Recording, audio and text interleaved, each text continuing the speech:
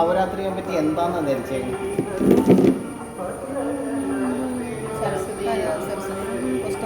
അത് മാത്രമല്ല നമ്മൾ വരുന്നില്ല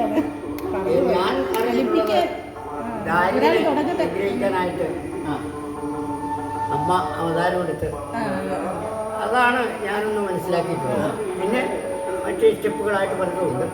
അത് ഇവിടുന്ന് പൂർണ്ണതയാക്കണമെന്നാണ് എൻ്റെ അതിൻ്റെ തുടക്കമാണ് അക്ഷരങ്ങളുടെ തുടക്കമാണ്. പിന്നെ എന്താ നവരാത്രി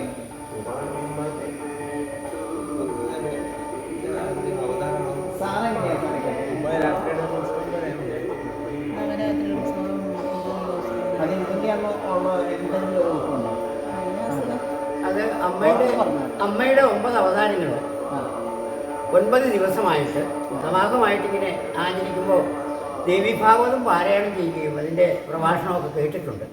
പക്ഷെ വളരെ വ്യക്തമായിട്ട് ഇത് ധരിച്ച് മനസ്സിൽ വെച്ചിട്ട് മറ്റൊരാളോട് പറയാൻ മാത്രമുള്ളൊരു ഒരു അറിവ്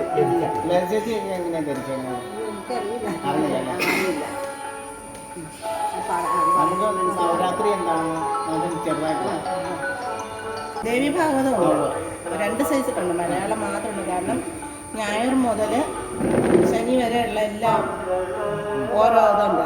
അത് വായിക്കുമ്പോൾ നമുക്ക് കുറച്ച് ഇതൊക്കെ മനസ്സിലാവും. അങ്ങനെ ഒരു ഇത് മാത്രമേ ഉള്ളൂ. നവരാത്രി ദിവസം നമ്മൾ 9 ദിവസത്തേനും ഈ ദേവീഭാഗവതം വായിച്ചിട്ടുണ്ട്.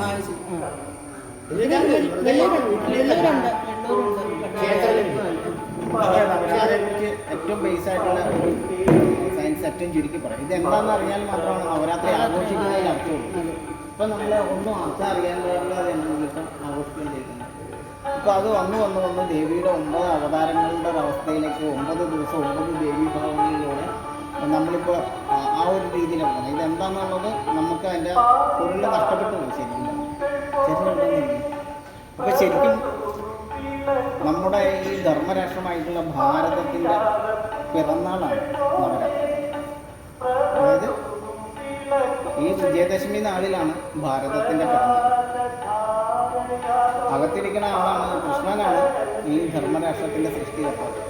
അദ്ദേഹമാണ് ചെറുപ്പം തൊട്ട് പ്രജാലോകത്തെ പറഞ്ഞു കൊതിപ്പിച്ചത്. ഒരു ധർമ്മരാഷ്ട്രത്തെ ഞാൻ നിങ്ങൾക്ക് തരാം, ഒരു ഓഫർ, അദ്ദേഹത്തിൻ്റെ ഒരു ഓഫറായി. അന്ന് ജനങ്ങളെന്ന് പറഞ്ഞാൽ അത്രയും കൊടിയ മർദ്ദനങ്ങളും ക്രൂരതകളും പീഡനങ്ങളും ഒക്കെ അനുസരിച്ച് അടിമകളായിട്ട് കഴിഞ്ഞിരിക്കുന്ന ഒരു ജനവിഭാഗമായിരുന്നു അന്നത്തെ. കൃഷ്ണൻ തന്നെ ജനിച്ചത് കാരാഗ്രഹത്തിലാണ്. ഗർഭത്തിൽ പോലും ശിശുക്കൾക്ക് സുരക്ഷിതമല്ലാതിരുന്ന, രാജ്യസദസ്സിൽ പോലും സ്ത്രീകൾ അപമാനിക്കപ്പെട്ടിരുന്ന ഒരു കാലഘട്ടത്തിൽ 150ഓളം രാഷ്ട്രങ്ങളെ, ചെറിയ രാഷ്ട്രങ്ങളെ ചേർത്ത് വെച്ച് നവഖണ്ഡങ്ങളായിരുന്ന 9 വ്യത്യസ്ത വിരുദ്ധ ദേശങ്ങൾ. എന്നാൽ ഇത് തിരുവിതാംകൂറിൻ്റെ അതിർത്തിയാണ്, അപ്പുറത്ത് കൊച്ചിയാണ്. ഇവിടുന്ന് പണ്ട് അപ്പുറത്തേക്ക് ഒരു പുകയില പോലും കൊണ്ടുപോകാനായിട്ട് പറ്റില്ല. കാരണം കേട്ട് കഴിയില്ല. എന്നുവെച്ചാൽ പ്രവേശനം പോലും അന്യമായി, ഒട്ടും പ്രവേശിക്കാനായിട്ട് സാധിക്കില്ലായിരുന്നു. കാരണം ശത്രുതയായിരുന്നു. ഇപ്പോഴും നമ്മൾ കേട്ടിട്ടില്ലേ, കൊച്ചിയും തിരുവിതാംകൂറും തമ്മിലുള്ള ആ വൈരുദ്ധ്യം ഇപ്പോഴും ഉണ്ട്. ഈ 9 രാജ്യങ്ങളെ നവഖണ്ഡങ്ങളെ പരസ്പരം പ്രവേശനമില്ലാതിരുന്ന ആ നവഖണ്ഡങ്ങളെ ധർമ്മരാഷ്ട്രമായ ഭാരതമായിട്ട് ചേർത്ത് വെച്ചാണ് കൃഷ്ണൻ. അതാണ് നവഭാരതം എന്ന് പറയുന്നത്. 9 വ്യത്യസ്ത വിരുദ്ധ ദേശങ്ങളിലെ നവരാത്രി എന്താണെന്നാണ് പറയുന്നത്. 9 വ്യത്യസ്ത വിരുദ്ധ ദേശങ്ങളിലെ 150-ൽ പരം രാജ്യങ്ങളെ ധർമ്മശാശ്വതമായി ശാശ്വതിക്കായിട്ട് കൃഷ്ണൻ ചേർത്ത് വെച്ചു. 11 അക്ഷോണിക്കെതിരെ 7 അക്ഷോണികളുടെ യുദ്ധത്തിന് ഇറങ്ങിയതാണ്. അപ്പോൾ കൃഷ്ണൻ ചെറുപ്പം മുതലേ ഈ ധർമ്മരാഷ്ട്രത്തെ കുറിച്ച് പ്രജകളോട് പറയുമായിരുന്നു. കാരണം കൃഷ്ണൻ ജനിച്ചപ്പോൾ തൊട്ട് കൃഷ്ണനെ വധിക്കാൻ വേണ്ടിയിട്ടായിരുന്നു ആഗ്രഹം. കംസൻ മരിച്ചിട്ടുണ്ട്. അച്ഛന്മാർക്ക് 2 ഭാര്യമാരുണ്ട്. ഭാര്യയുടെ അച്ഛനായിട്ടുള്ള ജരാസന്ധൻ 18 പ്രാവശ്യം മധുരയെ ആക്രമിച്ചു. 18 പ്രാവശ്യം കൂട്ടക്കുരുതി നടക്കും മധുരയിൽ. ജരാസന്ധൻ്റെ ശല്യം കൂടിയപ്പോൾ മധുരയിൽ നിന്നും ആ സാധു ജനങ്ങളെ മുഴുവൻ ദ്വാരകയിലേക്ക്, താഴ്ന്ന പ്രദേശമായിരുന്ന ആ ദ്വീപിലേക്ക് കൊണ്ടുപോയിട്ട് അവിടെ ഒരു സ്വർഗ്ഗലോകം പോലത്തെ ഒരു രാജ്യം ഒരുക്കി കൊടുത്തു. അവിടെ താമസിപ്പിച്ചുള്ളതാണ് കൃഷ്ണൻ. അപ്പോൾ അത് ബലരാമന് ശ്രീധരൻ കിട്ടിയതാണ് ദ്വീപ് എന്ന് പറയുന്നത്. ഏതാണ്ട് 47 കിലോമീറ്റർ ദൈർഘ്യം 9 കിലോമീറ്റർ വീതിയുള്ള ദ്വാരക എന്ന് പറയുന്ന വലിയ ഒരു ദ്വീപ്.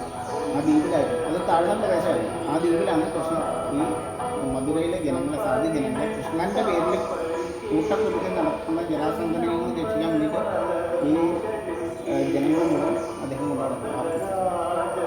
ആ കാലത്താണ് പ്രാഗ്ജ്യോതിഷത്തിലെ രാജാവായിരുന്ന നരകാസുരൻ എന്ന് പറയുന്ന ആള് 16,100 സ്ത്രീകളെ നഗ്നരാക്കി തടവറയിലിട്ട് പിടിച്ചുകൊണ്ട് ആ നരകാസുരനെ വധിച്ചിട്ടാണ് ഈ 16,100 പേർക്കും പുടവ കൊടുത്ത്, അതായത് വസ്ത്രം കൊടുത്ത് മോചിപ്പിച്ച് ഗുജറാത്തിൽ കൊണ്ടുവന്ന് പുനരധിവസിപ്പിച്ച് അവർക്കെല്ലാവർക്കും വിവാഹവും നടത്തിക്കൊടുത്ത് അവരെ ജീവിതത്തിലേക്ക് കൈപിടിച്ച് ഉയർത്തിയ ആളാണ് നരകാസുരനെ വധിച്ചിട്ടാണ് അതിന്.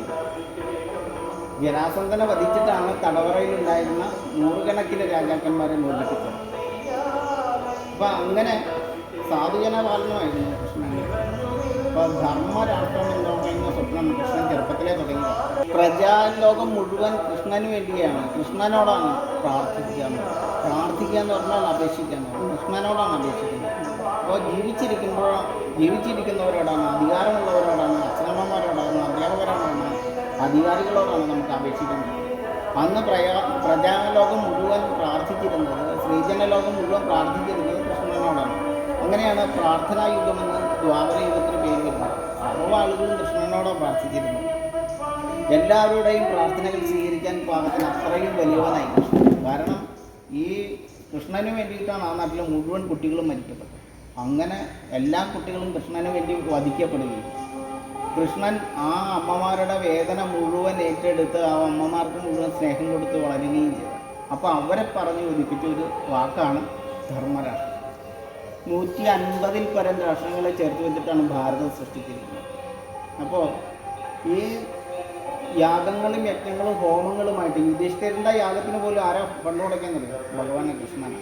അപ്പോൾ യാഗങ്ങളും യജ്ഞങ്ങളും ഹോമങ്ങളുമായിട്ട് ഈ ഭാരതം എന്ന് പറയുന്ന ഈ ദേശം മുഴുവൻ അലഞ്ഞ് സാത്വികി എന്ന് പറയുന്ന ഒരു സുഹൃത്തുണ്ടായിരുന്നു.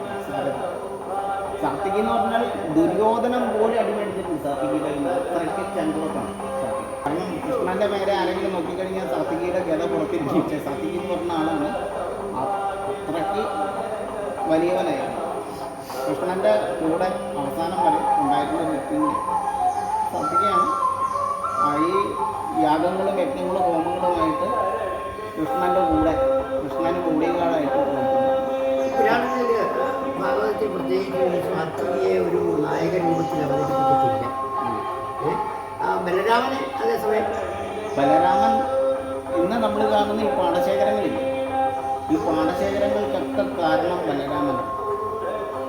അദ്ദേഹമാണ് കാർഷിക ഭാരതത്തിൻ്റെ ഉപജ്ഞാതാവ്. അതുകൊണ്ടാണ് അവതാരമായിട്ട് മാറുന്നത്. കയ്യിൽ വിത്തും തോളിൽ കലപ്പയുമായിട്ട് ലോകം മുഴുവൻ കാർഷിക സംസ്കൃതിയെ വിതച്ച് വിളയിച്ച മനുഷ്യൻ. യുദ്ധം നടക്കുമ്പോഴും കൃഷി ചെയ്തുകൊണ്ടിരിക്കുക. അവിടെ ചെന്നിട്ട് വേണം നാരദന്മാർ ഈ ജാനശ്രീമാർ ബലരാമനോട് എന്നിട്ട് കഥ ഈ യുദ്ധവിചാരം പറയാനായിട്ട്. അത്രയ്ക്ക് കൃഷി താല്പര്യമുള്ള ഒരു വ്യക്തിയാണ്. അപ്പോൾ കൃഷ്ണനാണ് ഈ ധർമ്മരാഷ്ട്രത്തെ സൃഷ്ടിച്ചത്. അപ്പോൾ ഈ കാരാഗ്രഹത്തിൽ ജനിച്ച ആളാണ് കുരുക്ഷേത്രത്തിൽ ജനിച്ചത്. അപ്പോൾ കുരുക്ഷേത്രത്തിൽ 11 അക്ഷരം സമന്തപഞ്ചകം എന്നായിരുന്നു നേരത്തെ ആ സ്ഥലം. ആ സമന്തപഞ്ചകത്തിൽ യുദ്ധക്കളം ഒരുക്കി ആ യുദ്ധക്കളത്തിൽ സേന നിരങ്ങി എല്ലാം കഴിഞ്ഞപ്പോൾ സൈന്യാധിപനായിട്ട് അർജുനൻ വന്നു കഴിഞ്ഞപ്പോഴത്തേക്കാണ് എല്ലാം മരുന്ന് നിന്ന് കഴിഞ്ഞപ്പോഴാണ് അർജുനൻ പറയുന്നത് ഞാൻ യുദ്ധത്തിന് നമുക്ക് ഈ പാണ്ഡവർക്ക് എത്ര അക്ഷരമാണ്? 7. അവരോർക്കും 11. 10 തൊട്ട് അക്ഷോണി വരെയുള്ള കണക്ക് പറയാൻ എൻ്റെ യൂട്യൂബിലുണ്ട്. എനിക്ക് ഇതുവരെ കിട്ടിയിട്ടില്ല. നമ്മുടെ യൂട്യൂബിലുണ്ട്. 60 ചാനലുണ്ട്. എന്നാ ചാനൽ? അറിവുകൾക്കും അപ്പുറം. നമ്മളിപ്പോഴത്തെ ചാനൽ സന്തോഷ് പ്രണവല്ല. അതായത് 432 മണിക്കൂർ ആയുധമെടുക്കാതെ കമാൻഡറായിട്ട് നിന്ന് യുദ്ധം നയിച്ച് ആ യുദ്ധം വിജയിപ്പിച്ച മനുഷ്യനാണ്. ചോരയിൽ കുളിച്ച ഭഗവാൻ നിന്ന്. കാരണം എല്ലാവരും ഭഗവാനെ ഉപദ്രവിച്ചിരുന്നു. ഇപ്പോൾ എന്ന് പറഞ്ഞാൽ എങ്ങും കൃഷ്ണ കൃഷ്ണ എന്നുള്ള വിളി മാത്രമല്ല. അത്രയും കരുത്താണ് ഈ അമ്മമാരുടെയും ആദിജന ലോകത്തിൻ്റെ സാധുജനങ്ങളുടെ മുഴുവൻ പ്രാർത്ഥനയുടെ കരുത്ത് കൊണ്ട് ഭഗവാൻ ലോകത്തിൻ്റെ അത്ഭുതങ്ങൾ സൃഷ്ടിക്കാൻ പാകത്തിലുള്ള ഒരു വ്യക്തിത്വത്തിലേക്ക് വരും. നമ്മൾ ആർക്കും നമ്മളൊരു ഇതുപോലത്തെ ഒരു പ്രാർത്ഥന ചെയ്തു കൊടുക്കും. നമ്മൾ ഒരാളെ അങ്ങനെ പറഞ്ഞ് അവതാരമാക്കുന്ന അവസ്ഥയിലേക്ക് ഒരു നിയോഗത്താൽ ഉയർത്തിയാൽ ഉയരും എന്നുള്ളതിൻ്റെ തെളിവാണ് സാധാരണ ഒരു മനുഷ്യൻ. അദ്ദേഹം കാരാഗ്രഹത്തിൽ ജനിച്ചവനാണ്. ഇത്രയും വലിയ ആ സൈനിക വ്യൂഹത്തിൻ്റെ അളവ് മനസ്സിലാകുമ്പോഴാണ് ഭഗവാൻ എന്ത് വലിയ കാര്യമാണ് ചെയ്തതെന്ന് മനസ്സിലാകുന്നത്. ഇത്രയും പാരിരിപ്പിൻ്റെ കരുത്തുള്ള ചുരുണ്ടുവരലായിരുന്നു. അവിടെ നിന്ന് ആ യുദ്ധം ചെയ്ത് ആ യുദ്ധത്തിൽ ജയിച്ച് ആ നിസാര ആളുകൾ മാത്രമേ ജീവിച്ചിരുന്നുള്ളൂ. ഏതാണ്ട് 47 ലക്ഷത്തിന് മേലെ ആളുകൾ തന്നെ മരിക്കും. അപ്പോൾ അങ്ങനെയുള്ള ഒരു വലിയ യുദ്ധമാണ്. ആ യുദ്ധത്തിൽ ഭഗവാനും വളരെ കുറച്ച് ആളുകൾ മാത്രമേ ജീവിച്ചിട്ടുള്ളൂ. ഈ കുരുക്ഷേത്ര യുദ്ധത്തിൻ്റെ ആരംഭത്തിൽ ഈ യുദ്ധത്തിനായിട്ട് അണിനിരന്നപ്പോൾ പടകൾ രണ്ടും അണിനിരന്നപ്പോൾ ഈ അർജുനൻ ഒരു വാക്ക് പറഞ്ഞ് ഭഗവാനെ ഒന്ന് ഡൗണാക്കിയത്. വേറെ ആരാണ് അതിനെ എന്ത് ചെയ്യുന്നറിയോ? യുദ്ധത്തിൻ്റെ മുമ്പിൽ നിൽക്കുകയാണ്. യുദ്ധത്തിന് മുമ്പിൽ നിൽക്കുമ്പോഴത്തേക്കും എനിക്ക് യുദ്ധം ചെയ്യാൻ പറ്റില്ല എന്ന് അതിൻ്റെ സൈന്യാധികം പറഞ്ഞ എന്തായാലും അവസ്ഥ. അവിടെയാണ് ഗീതോപദേശം ചെയ്തത്. വേറെ ആരെങ്കിലും ആണെങ്കിൽ എന്ത് ചെയ്യും? അപ്പം നമ്മളും ഇതുപോലെ തന്നെ ഓർത്തിരിക്കണം.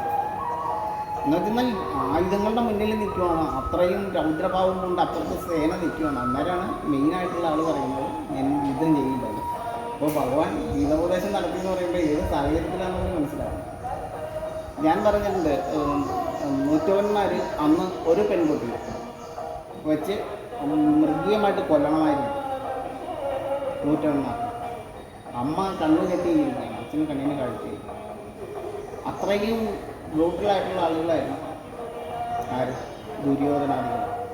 നൂറ്റവന്മാരെന്ന് പറഞ്ഞാൽ അവർ ഒരു ദിവസം ഒരു പെൺകുട്ടിയെ വെച്ച് ക്രൂരമായി കൊല്ലുന്ന വിനോദമായിരുന്നു അവർ. അവരുടെ സന്തത സഹചാരിയാണ് കർണൻ. ഇപ്പം കർണനെ ഉയർത്തിക്കൊണ്ട് വരുന്നുണ്ട് കേരളത്തിൽ. എന്തു പറഞ്ഞാൽ കർണനേക്കാൾ നമ്മൾ കേട്ടാൽ കരയുന്ന കഥാപാത്രമാണ് കർണൻ എന്ന് പറഞ്ഞത്. ഈ ദുര്യോധനാദികളുടെ കൂടെ സന്തത സഹചാരിയായിട്ട് നടന്ന ആൾക്ക് എന്ത് വിലയുണ്ടാവും? ദ്രൗപദിയുടെ വസ്ത്രാക്ഷേപത്തിന് ആജ്ഞാപിച്ച ആളുടെ ഏറ്റവും മുൻപന്തിയിലുണ്ടായിരുന്ന ആൾ കർണനാണ്.